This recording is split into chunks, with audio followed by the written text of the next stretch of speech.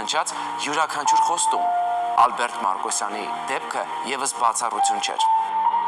Իմ անուշ տղա հաղորդման ժամանակ հրավիրված հոգեբան Արկադի Մեհրաբյանը եւ լոգոպեդ օլիգոֆրենո մանկավարժ Անահիտ Ներսիսյանը խոստացան, որ կաշխատեն Ալբերտի հետ, որպեսզի մի փոքր լավացնեն նրա վիճակը։ Ամիսներ անց մենք այցելեցինք Ալբերտին եւ նրա ընտանիքին։ Ալբերտի մոտ գրանցված փոփոխություններն ակնհայտ էին։ Նա արդեն կարողանում է ինքնուրույն հնչյուններ արտաբերել ու նաեւ շարժվել։ Շաբաթվա մեջ մեկ օր մեր մասնագետներն այցելում են Ալբերտին ու նրա հետ աշխատում արդյունքի հասնելու համար։ Փոքր դեղինը, ամենափոքր դեղինը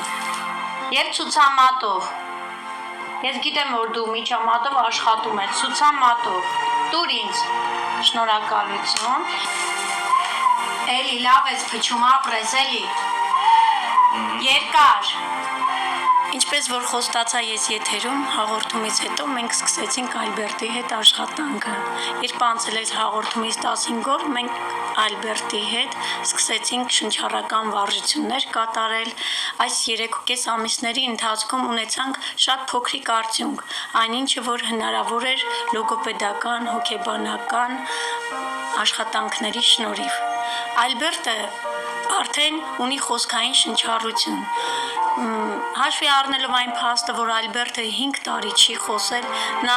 արդեն խոսում է, ունի որոշակի բառեր, բառապաշար, չնայած խնդիրը թույլ չի տալիս, որ Ալբերտը օգտագործի բառերը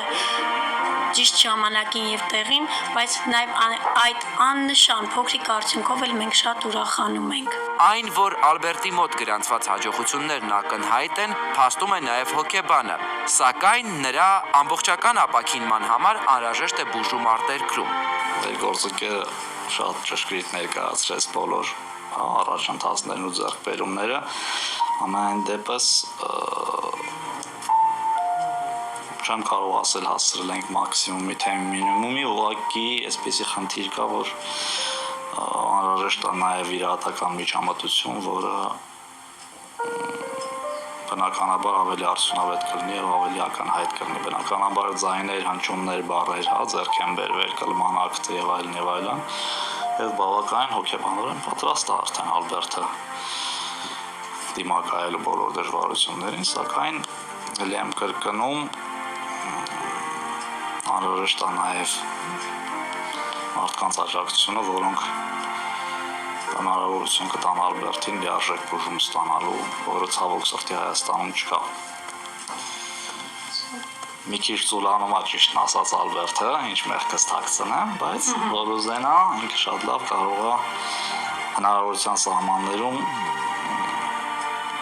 չասենք լիարժեք խոսել, բայց արտահայտություններ անել, որոնք թույլ կտան ավելի զարգացնել իր մտավոր կարողություններն ու խոսքը։ Ալբերտն այսօր մի ցանկություն ունի՝ ոտքի կանգնել ու ինքնուրույն քայլել։ Նա ցանկություն հայտնեց անձամբ հեռուստադիտողներին դիմել ու հայտնել իր այդ ցանկության մասին։